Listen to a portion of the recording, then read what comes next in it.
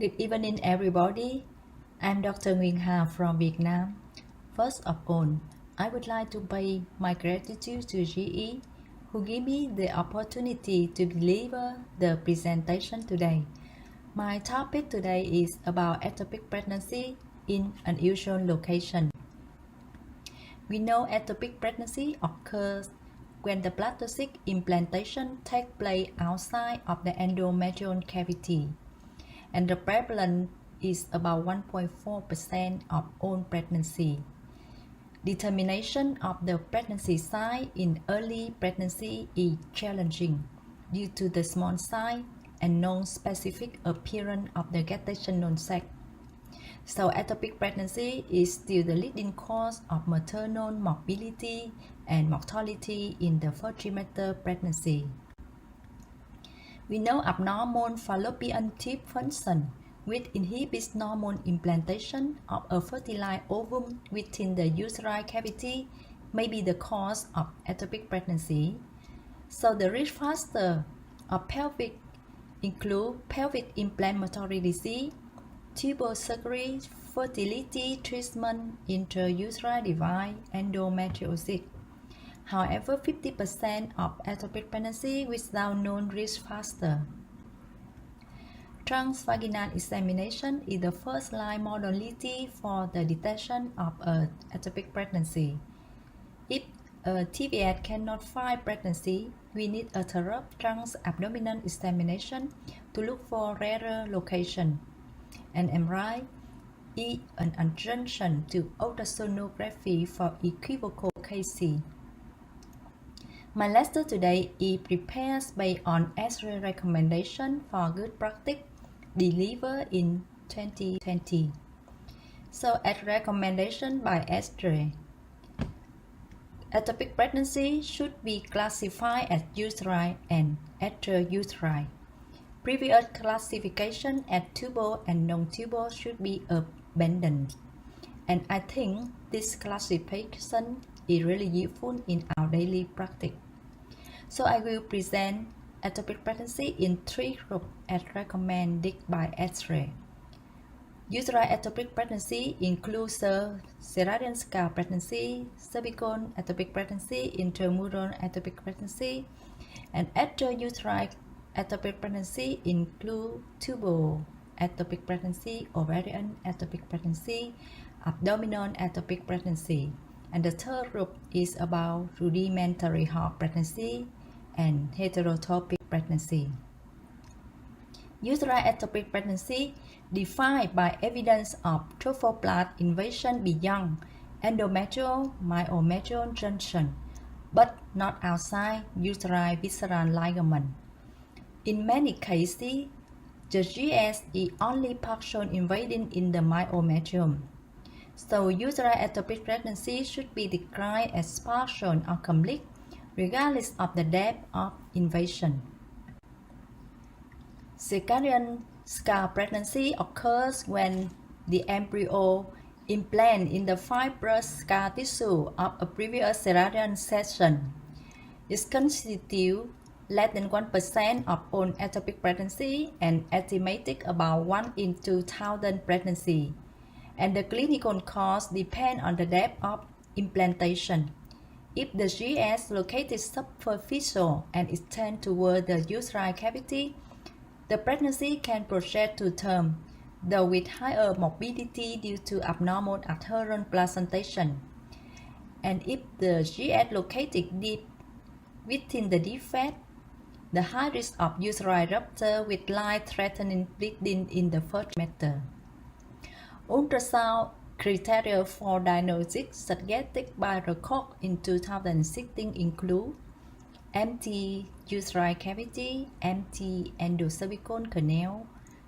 We can see the GS or a solid mass of trophoblast embedded at side of cesarean section.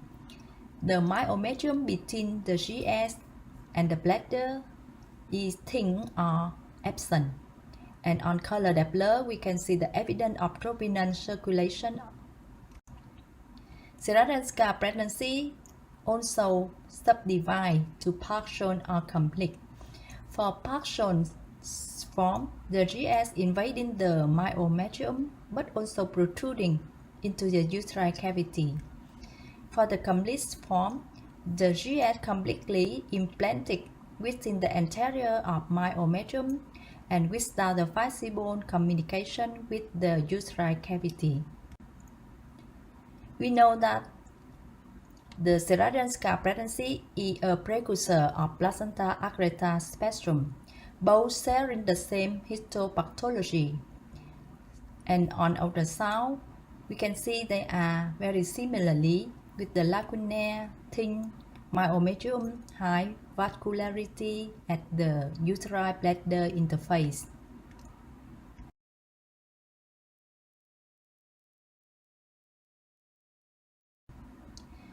This is a case of partial cesarean scar pregnancy. You can see the GS partial invading the anterior myometrium but also protruding into the cavity of the uterine. The couple would like to carry on the pregnancy, so we continue to follow up. The same patient at 9 weeks, trans-abdominal scan and trans-vaginal scan. We can see the GS extend toward the cavity and migrate to the fundus, but the placenta is still there in the niche.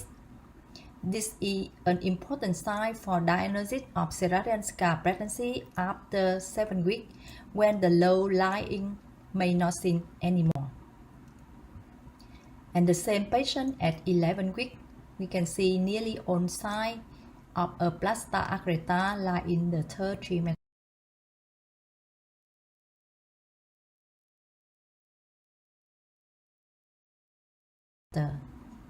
And at 32 weeks, the ultrasound finding of placenta accreta like lacunaire, lost myometrium, increased vascularity, and in the uterine bladder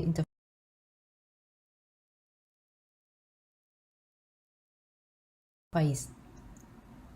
Cervical pregnancy is another rare type of ectopic pregnancy. It is defined as the implantation of pregnancy into the cervical stroma below the internal os, account less than 1% of all ectopic pregnancy and about 1 in 9,000 pregnancy. Criteria suggesting for diagnosis of a cervical pregnancy include empty uterine cavity, decidual transformation of the endometrium with a dense echo structure, hourglass uterine shape, balloon cervical canal, gestational sac, placenta tissue in the cervical, and the important thing is closed internal os. Cervical pregnancy also be classified as partial or complete, depending on the presence or absence of their communication with the cervical canal. Cervical pregnancy must be distinguished from abortion in progress. In abortion in progress, because the GS is passing the cervical canal, so you can see the internal cervical os open, and on the Doppler we don't see the flow around the GS. A technique may be useful for different diagnosis is sliding sign. Because in abortion in progress, the GS is passing the canal, so when you compress the probe, you can see the GS sliding and deformable. In contrast, for the cervical ectopic pregnancy, the GS is embedded within the stroma. It is fixed here, so when you compress the probe, the GS not sliding and not be deformed. Cervical pregnancy also must be distinguished with cesarean scar pregnancy, and the key point is for the cervical pregnancy, the GS under the internal cervical os, and the cesarean scar, the GS is above the internal cervical os.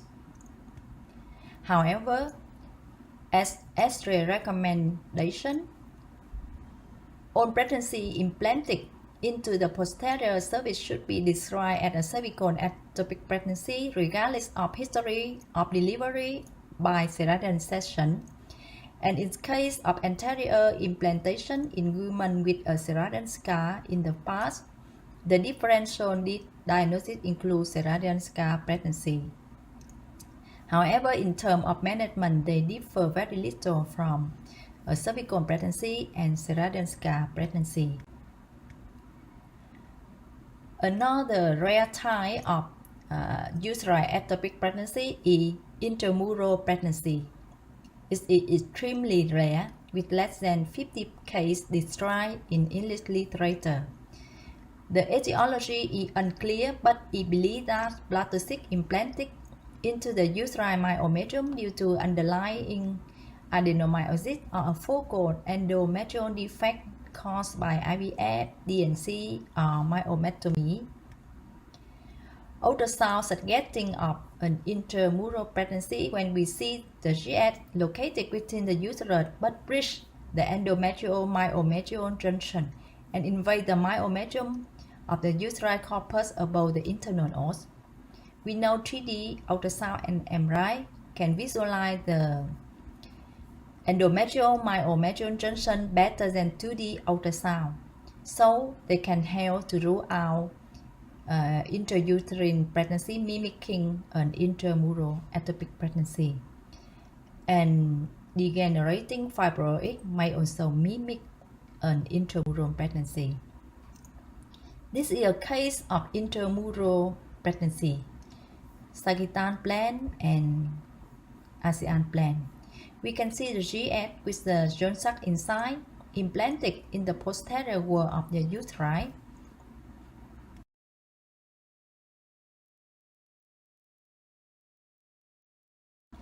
And on the color Doppler, we can see the prominent peritrophoblast blood flow. So it is an intramural pregnancy.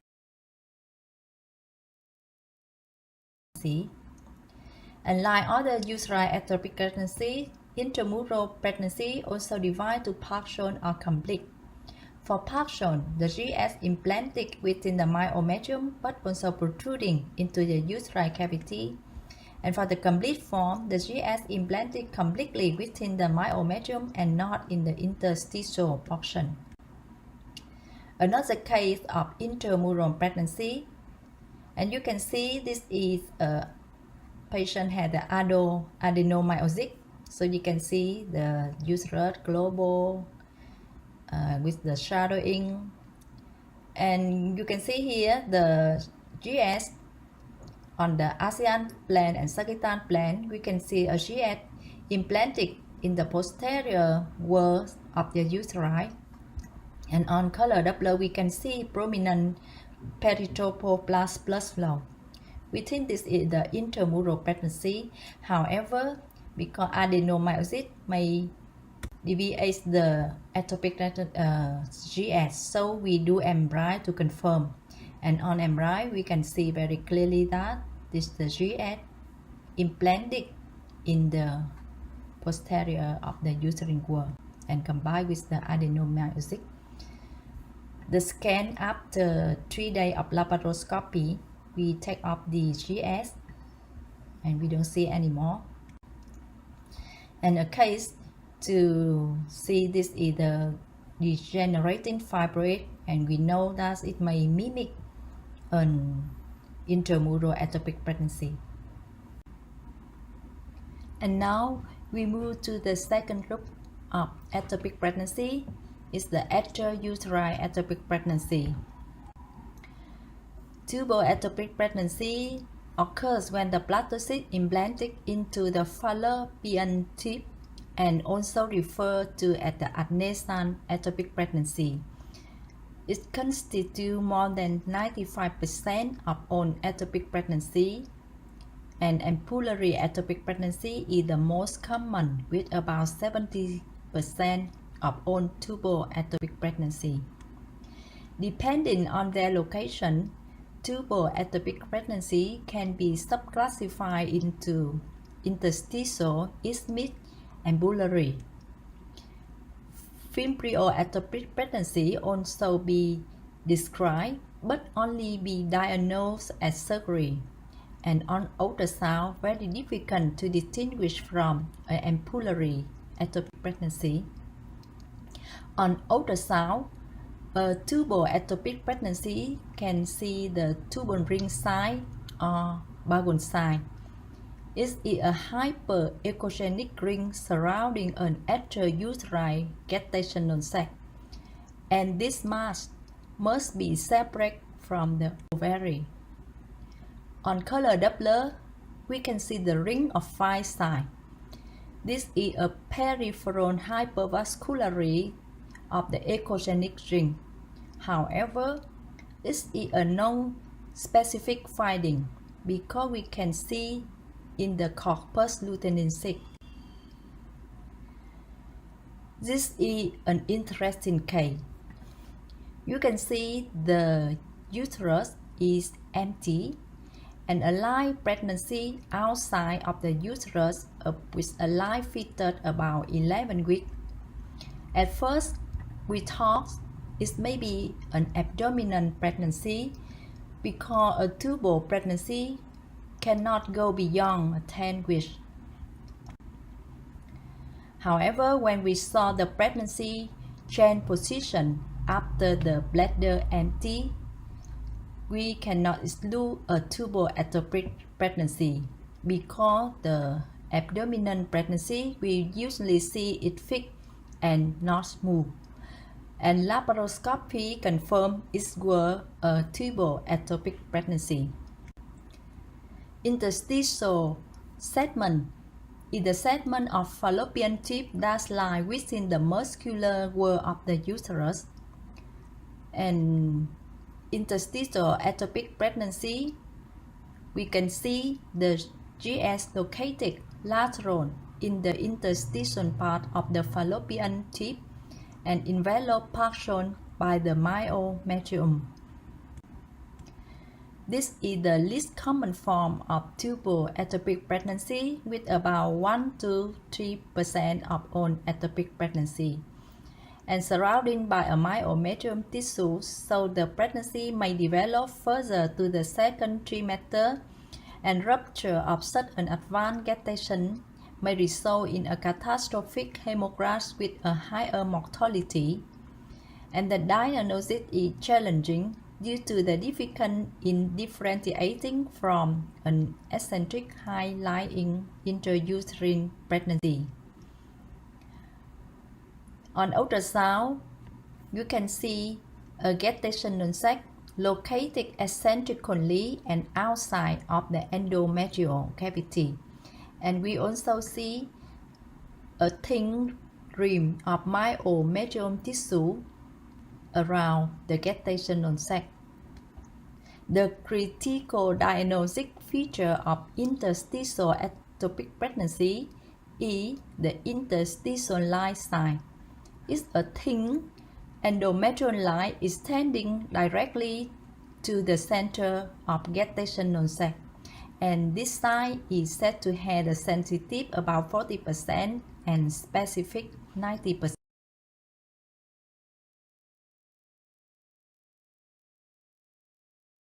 Another case of interstitial ectopic pregnancy in 2D and color Doppler. And on color Doppler, you can see the prominence of vascularity around the gestational sac, very prominent, because in the interstitial ectopic pregnancy, the trophoblast is set invade in the myometrium is more than normal, so you can see look like in placenta accreta. Some interstitial ectopic pregnancies spread out medially and protrude into the upper lateral aspect of uteri, so it's really hard to differentiate from eccentric intrauterine pregnancy. So if the myometrial thickness under 5 mm is indicative of interstitial ectopic pregnancy, whereas if above 5 mm suggests eccentric intrauterine pregnancy. This is a case of interstitial ectopic pregnancy at 12 weeks. Transvaginal scan, you can see the uterus cavity empty, and you can see the pregnancy on the top, on the right side of the uteri,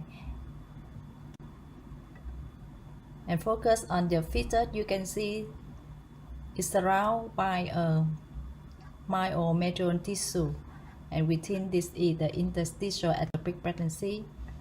And on color Doppler, the prominent vascularity around the fetus.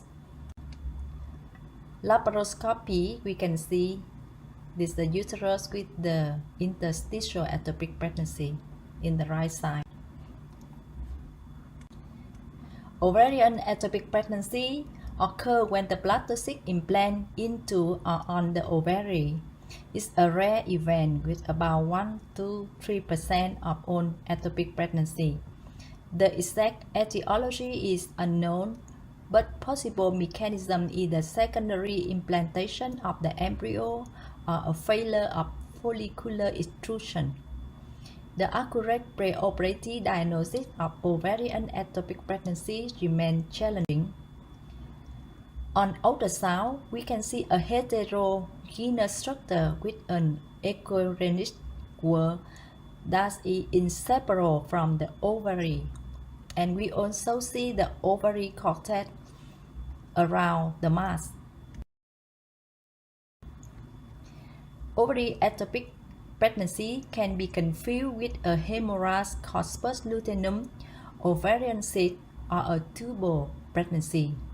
However, for ovarian ectopic pregnancy, because the trophoblast tissue, so it makes the wall of the mass thicker and more echogenic if we compare with a corpus luteum or ovarian cyst or tubal pregnancy. And on color Doppler, we can see the double ring of fire. Normally, we can see the ring of fire in corpus luteum, but for the ovarian ectopic pregnancy, besides a ring of fire of corpus luteum, you can see another area of increased vascularity within the ovary. This is the peritrophoblast flow. Abdominal ectopic pregnancy occurs when the blastocyst implanted in the peritoneal cavity outside of the uterus, ovary, and fallopian tube. And the most common sign of the abdominal ectopic pregnancy is a pulse around the uterus, in the serosal surface of the uterus and fallopian tube. And the pregnancy can go undetected until an advanced gestational age and often result in a severe hemorrhage. So the rate of maternal mortality has been reported high at 20%. Abdominal pregnancy can be classified based on the gestational age of diagnosis: early if the diagnosis as or before 20 weeks, and advanced if the diagnosis after 20 weeks of gestational age. It can also be classified as primary. It's rarely when the ovum directly implanted into the peritoneal cavity, or secondary implantation from an aborted tubal pregnancy. Ultrasonographic findings suggesting an abdominal ectopic pregnancy include fetus outside the uterus. We cannot see the uterine wall around the fetus, the fetal part close to the maternal abdominal wall, eccentric position of the fetus, placenta outside of the uterine cavity, placenta adjacent to the fetal chest and head with no amniotic fluid. Different diagnoses of abdominal ectopic pregnancy include: first, tubal ectopic pregnancy. In early stage and if implanted in the pelvic region, it is difficult to distinguish an abdominal ectopic pregnancy from a tubal ectopic pregnancy. For the tubal ectopic pregnancy, we usually see the GS located lateral to the uterus, while in abdominal ectopic pregnancy, the GS is seen in the pulse of doulas, and tubal ectopic pregnancy rarely go beyond 10 weeks without rupture, and the GS movable compared with the abdominal ectopic pregnancy. The second diagnostic difference is the pregnancy in rudimentary heart pregnancy, and the key criteria supporting the diagnosis is the presence of myometrium tissue around the rudimentary heart pregnancy, which is absent in abdominal pregnancy. However, it is not easy to identify the myometrium in advanced stage, so MRI can confirm presence or lack of myometrium and help to differentiate between the abdominal ectopic pregnancy and rudimentary heart pregnancy. This is a case of abdominal ectopic pregnancy in pulse of doula on 2D and on color Doppler transabdominal, and we can see the gestational sac with a live fetus inside in posterior wall of the uteri. It means in the pulse of doula. And this is the transabdominal. You can see this is the uterus and this is the gestational sac, and the gestational sac attacked in the posterior wall of the uterus, and we do not see the myometrium around the gestational sac, so we think this is the abdominal ectopic pregnancy. And this is the photo when laparoscopy, and we can see this the uterus, and beside the uterus in the pulse of doula we can see the mass, and when the overlying cloth removed, the underlying ectopic pregnancy we can see in the pulse of doula. Hepatic pregnancy is extremely rare and dangerous form of abdominal ectopic pregnancy, under 20K reported in literature. The mechanism of ectopic pregnancy in the liver is complicated and remains unclear. Transvaginal ultrasound showing an empty uterus and normal bilateral agnation. Transabdominal ultrasound, we can see a mixed echogenic mass with a smooth and regular edge attached to the surface of the liver. CT and MRI not only confirm the implantation site but also clarify the anatomical relation for planning surgery. So this is a case of hepatic pregnancy, transabdominal in the liver. We can see this the liver, the gallbladder, and we can see the mass with echogenic rim of tissue surrounding the sonolution center in the left hepatic lobe. And on the color Doppler, we can see the peripheral vasculary, this is the ring of 5 sides of the gestational sac. So we think this is the hepatic pregnancy, but we do the MRI to confirm. And on the MRI, we can see a lesion in the hepatic subsemen 4B with low signal intensity on T1 and high signal on T2, suggest this is the hepatic pregnancy. And due to beta HCG decrease nearly a half after 2 weeks of follow, and the patient is in stable condition, so we continue to follow up, do nothing. And this is the scan 6 weeks later. We can see the hypoechogenic decrease. However, the peripheral vascularity and the size of the gestational sac nearly the same, but the beta HCG is decreased more. And this is the scan about 12 weeks later. The mass become more heterogeneous and the size is much more smaller, and on the color Doppler nearly no the vascularity. Beta HCG decrease so significant. Retroperitoneal ectopic pregnancy is an extremely rare type of abdominal pregnancy with less than 25 cases reported in literature. Retroperitoneal location probably involve trophoblastic invasion after primary abdominal pregnancy or via lymphatic route. MRI may prove useful in therapy location the pregnancy and guiding its surgical management. And this is a sample of retroperitoneal ectopic pregnancy. Transabdominal scan, we can see a mass composed of a peripheral hyper-echogenic gene with a hypo-echogenic center in the left para-aortic region.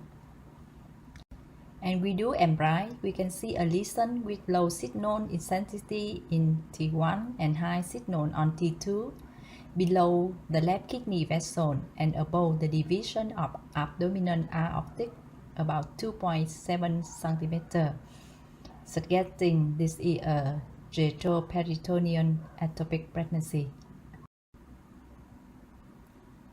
And now I will talk the two last forms of ectopic pregnancy is rudimentary heart pregnancy and heterotopic pregnancy. Rudimentary heart pregnancy refers to a pregnancy in the rudimentary heart of a unicornuate uterus. Incidence is about 1 in 70,000 to 1 in 150,000 pregnancies. And if not diagnosed early, they can advance well into the second trimester and present with a severe pain and rupture.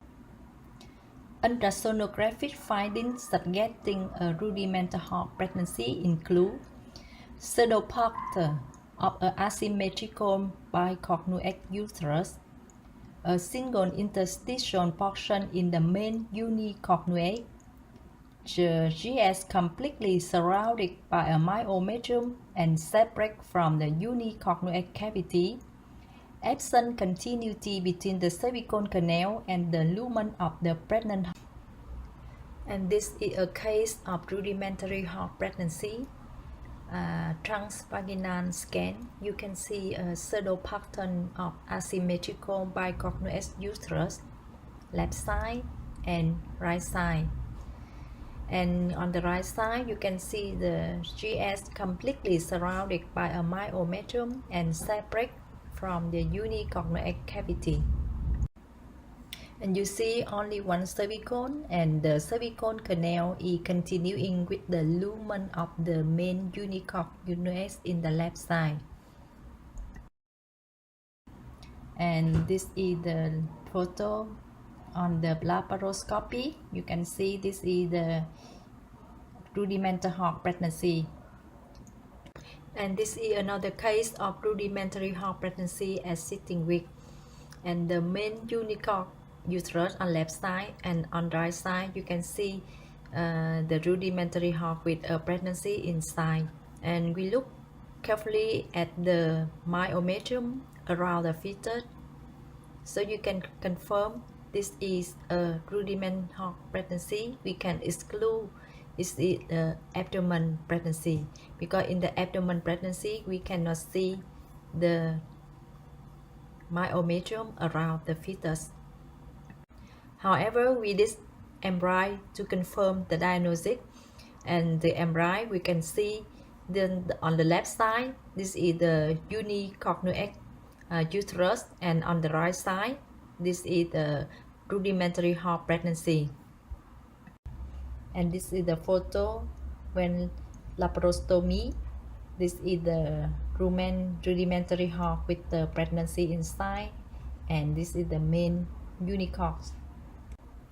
The common misdiagnosis on ultrasound of a rudimentary heart pregnancy include a bicornuate uterus with pregnancy in one heart, uterus, the then fixed or abdominal pregnancy.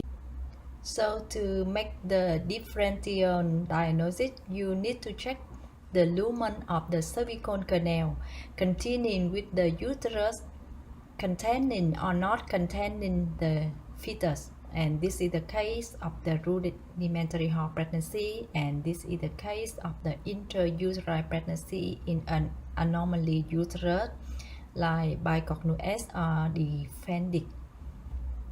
And now I will talk about the last form of ectopic pregnancy. It's a heterotopic pregnancy.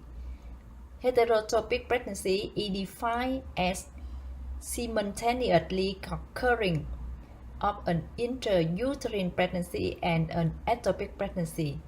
The incidence is about 1 in 30,000 in general population.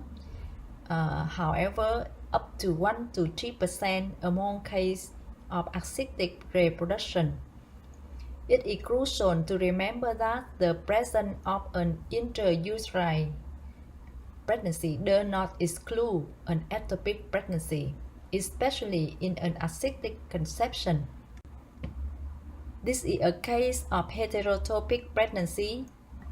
You can see a GS into the cavity of the uterus with the yolk sac inside, and we also see another GS in the interstitial on the left side. And this is on the Doppler. You can see two GS, intrauterine pregnancy and interstitial ectopic pregnancy. And this is the 3D photo. You can see a normal GS, intrauterine pregnancy, and interstitial ectopic pregnancy in the left side. The same patient as 8 weeks. The GS intrauterine continue to grow, and the interstitial ectopic pregnancy in the left side seems stable. So we continue to follow up. And this is the 3D photo at 8 weeks. And the same patient at 12 weeks. You can see the interstitial ectopic pregnancy smaller. This is 2D, and this is the Doppler. And this is at 16 weeks. The interstitial ectopic pregnancy also smaller. Conclusion: complications of ectopic pregnancy are still the leading cause of maternal morbidity and mortality in the first trimester. Early diagnosis is critical to initiate treatment before rupture. And ultrasound sonographic findings differ with different ectopic pregnancy locations. MRI is useful for challenging cases. Thank you very much for your attention. Stay well.